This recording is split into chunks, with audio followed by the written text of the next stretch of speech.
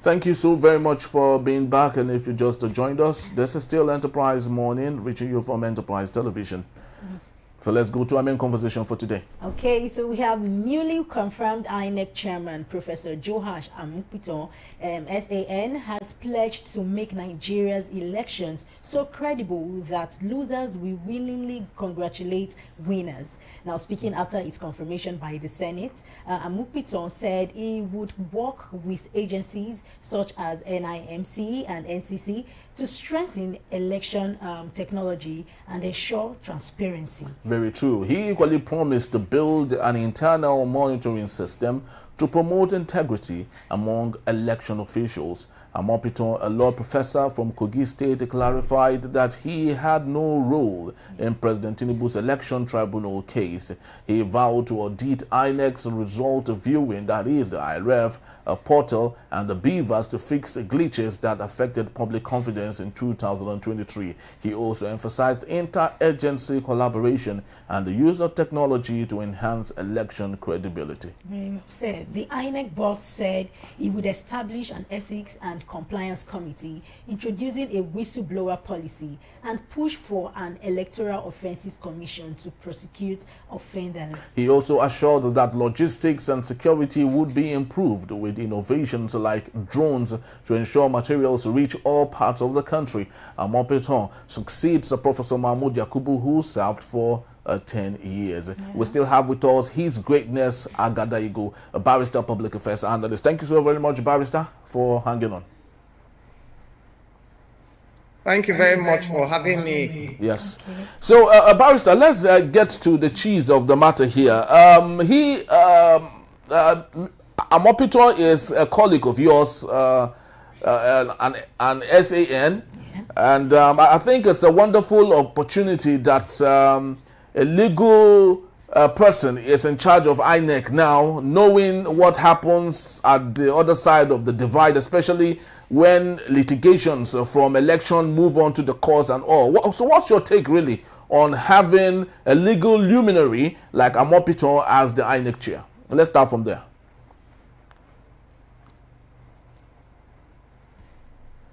Yes. I don't know. Can you hear me? Yes, very well. Can hear you. Let me congratulate Amupitan, who has been cleared by the Senate yesterday as the new INEC boss. His SAN is a senior advocate of Nigeria. I congratulate him, and my prayers and the prayers of my family goes with him, that he will make history. He will be able to achieve for all of us free, fair, and credible electoral system in Nigeria, that we ensure that votes count and votes are counted, and there's election integrity in Nigeria, which has been evasive for very, very many years. So I heartily congratulate him. We are on his ascending the INEC chair, and we pray and hope earnestly that he will not disappoint his immediate legal constituency. He will make all of us proud. So we wish him well, and we will offer him whatever support that is required to ensure that he succeeds in this national assignment. So congratulations to him.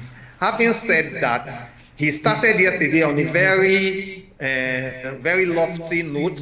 He spoke the right words, he hit the right tone. He has assured us that he will ensure credible polls. He promised technological upgrade. He promised that both winners and losers will be satisfied with the electoral processes, and it will enable losers to be able to congratulate winners voluntarily. And he has also assured us that this will go a long way in reducing the high number of electoral matters in the electoral tribunal. So we are happy we take him by his word, and we will hold him to his word as well. But having said that, if you recall, many of the INEC chairmen in this Fourth Republic, all of them have made the same promises. Yeah. So it is not sufficient to make promises, but what is more important is to deliver. Is to deliver on these promises. At least out of all our INEC chairmen, the one who readily stands out as one who even spent the shortest time yet delivered effectively is Professor Jega. Yeah. And we want to believe that he will follow the trails and footprints left behind by Professor Jega. But you know, many a times, one thing about a new INEC chairman coming into the position, ascending the throne, as it were, is that he will have good intentions. But you know, Nigerian politicians are very, very extremely desperate personalities who believe that they must win at all costs. And even when they win, they still want to enter that office one way or the other. And I want to pray and believe that Daniel in our generation, who will refuse when these politicians, because first of all they will try to, they will give you carrots, they will try to bribe you one way or the other, and when you refuse, then they will threaten you and even blackmail you. That has always been the antics. They will take extreme measures. So I want to believe that he will be, for him to really succeed in this quest, for him to fulfill this vow, this pledge he made yesterday to all Nigerians. He must open up his heart to know that he will try to be compromised. People will offer him very lofty and very, very tempting offers. And when he refused, they will turn around, threaten his family, threaten his loved ones, and intimidate him. So he must be ready to say no. Even if I cannot beat them, I will not join them. He must be ready to say, no, I will not eat of the king's rich food. He must be ready to say, no, I will not kiss the feet of Ashtaroth. I will not bow to Baal, even if I will be put in the lion's den. I just hope, because when I was hearing him make those comments, I just hope he knows the full implication of all that he is going to contend with. They will show him that if he will not bow to the Ashtaroth and Baal at the hearing of the trumpet and at the sounding of the cymbal, we will put you in Daniel's lion's den. And I want to see that energy in him, that determination that even if you are going to put me in Daniel's lion's den, I will not bow. I will not join in corrupting INEC. I will not join in malfeasance. I will not join in crumbling our country and the future generation's destiny. So I hope he has made that determination, because that is going to be the description of the office that he has now chosen to serve in, which is one of the most challenging offices in Nigeria today, because every politician wants to win election by whatever and any means possible, any possible means. So he must be able to stand his ground. He must be able to state the rules. He must not change. You know, the last election, one of the confusion that came was changing the rules at the middle of the game. He must not come and say, oh, even though we provided a guideline for election, but based on hitches, we are going to change the rules in the middle of the game. No, he shouldn't. I'm so happy that he's a distinguished lawyer. He has his integrity fully at stake. He will maintain his good name.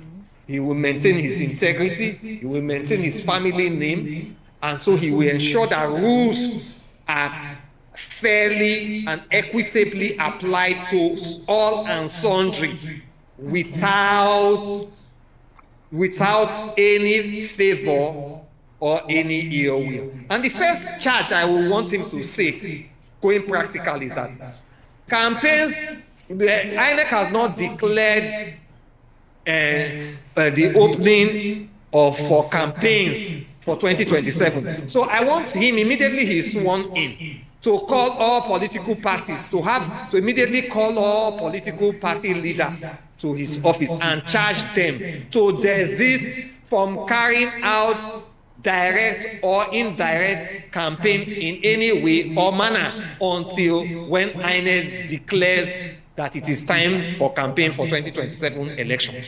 That's the first thing I want him to see. Okay. The second thing I want him to abide with, to ensure, is that the Supreme Court over time again and again has declared that INEC has no business interfering with the internal affairs of political parties as to who their chairman, vice chairman, and secretary and other officers of the party are and should be. So I want him to ensure that INEC no longer interferes with the internal affairs of political parties. The third thing I want him to also ensure that nobody, political or spiritual, can dictate to INEC or direct INEC to do things outside INEC's prescribed constitutional mandate. Nobody, no matter how high, no matter how mighty, can direct INEC. And that goes to show it. He must show it in his posture and his utterance that INEC is completely independent. INEC is completely independent. The fourth thing I want him to show is that the expenditure of INEC has been extremely obscured. They lack transparency. In fact, when they want to make their procurements, it's more in secrecy. There's no open bidding. So I want him to make quarterly reports, publish it of how INEC funds are spent and received, how they are received first, and how they are spent.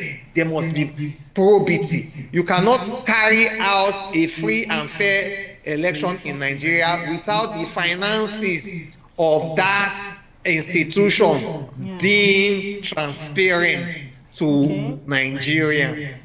Then the other thing I want to see is that we have Anambra State election at the corner, and not long after that, we also have Ekiti State election. I want him to, these are just minute election, one state election out of 36 states plus Abuja. So I want him to use those states because they said, put your money where your mouth is.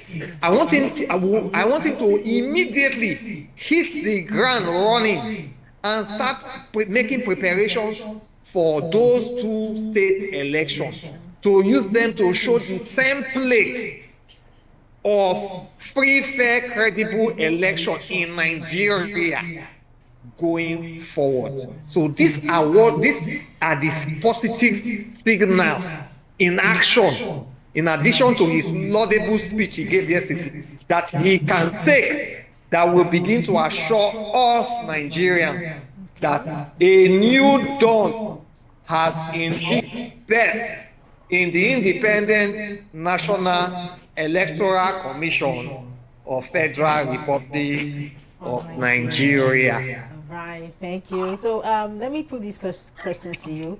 Do Nigerians still trust INEC enough, like, to believe in credible elections where losers congratulate winners? Do we really have trust in INEC? Or do you think? Do you think so? Of course, Nigerians, even me myself, I don't even trust INEC. Me, I don't. Because even if I want, you saw what we saw in 2023 general election. Yeah. Of course. Then you saw what we saw in Edo State election, where the police went to carry people from where the wards where election results were supposed to be declared. They carried them to the INEC headquarters in Edo State. And from the evidence made public, we saw that they completely jettisoned all the polling results, and one or two people, as PDP alleged before the tribunal, signed all the results in Edo State without any of the agents of the political party. And these results, unfortunately, were affirmed by the court as credible, unfortunately. So we do not, Nigerians, the vast majority of Nigerians do not have confidence in INEC. And as I said not too long ago, if you have confidence in a system, me who said I don't have confidence, I participated in 2023 election, I participated in 2019 election, I participated in 2015, I participated in 2011, I participated in 2007, I participated in 2003, and I participated in 1999. But the vast majority of Nigerians did not participate in 2023 elections. Yes. And that's why I told you that if you add the votes of Atiku Abubakar, Peter Obi, and Bola Ahmed Tinubu in the last election, it makes up to about 21 or 22 million votes in total. And those were the main votes. Any other vote in that election is not up to 1 million in that election. And we have 220 million Nigerians. So 22 million votes out of 220 million Nigerians is 10%. And like I said the other thing, 10% in any exam anywhere in the world is complete and gross failure. So if only 10% of Nigerians will participate in an election and 90% will choose to abstain, it means that the vast percentage of the population do not have faith in the electoral process. And that is why I said that we need, I hope that the new INEC chairman, Amupitan, must be extremely well guarded and cautious in engendering public confidence in our election process going forward, because even democracy is at grave danger. Democracy is at grave danger because democracy means that the majority of the citizens will be the ones to not only participate in the electoral process but choose their leader. But in a situation now where only 10% are participating in the electoral process, like what I said the other day, it means that our own Nigerian democracy is now government by the minority. Government of the people by the minority. Not minority, sorry. Government of the people by the minutest minority. Because if only 10% participated and Tinubu got a total of the votes, he got 9 million, which will be about 3.8, 3.9% out of the 10%. So Tinubu got 3.9% of the whole Nigerians are those who voted for the present-day president. That cannot be democratic governance. It's not democratic governance. So we must be careful to ensure that we must be able to win back public confidence for people to participate in the election process. And one of the ways we can do that is to assure people that the processes will be fair and equitable. And their votes will count and be counted, and winners will be declared, and losers will be declared as losers. Winners will be declared as winners, while losers will be declared as losers, not from number 4 to number 1. Number 4 will be number 4, and number 1 will be number 1. So he needs to continue. He has started it yesterday, but he needs to continue showing, giving that kind of assurance in word and in deed, daily, in word and in deed, so that because Nigerians, they don't only listen to what you say, but they also look and watch what you do. You know, one of our popular Nigerian misbehavior is do what I say, but don't do what I do. So the Nigerians are watching the INEC chair going forward from his preparations immediately to ensure that he is matching his actions, is matching his words, forgive me, with every action he takes going forward. And that is what will now make more Nigerians to regain their lost interest and participate in the electoral process going forward. Okay. Thank you so very much, Barrister, for your time. We truly do appreciate your incisive submission to everything we had going on today. We truly do appreciate you once again. Thank you very much for having me, and please note that it is always a pleasure. It is always a pleasure. Thank you. Have a fantastic weekend. Yes, thank you. Have a fantastic weekend. Thank you so much, Barrister. And that's just about the time we have. People would love to say thank you to you for making this a date. Please do well to visit us. You can find us at enterprisetvnews.com. You may equally like, comment, and follow us on all our social media platforms at Enterprise at TV7. I am Henry Igwebike. And I'm Kende Budon. Have yourself a blessed day and a good weekend. Bye-bye from us.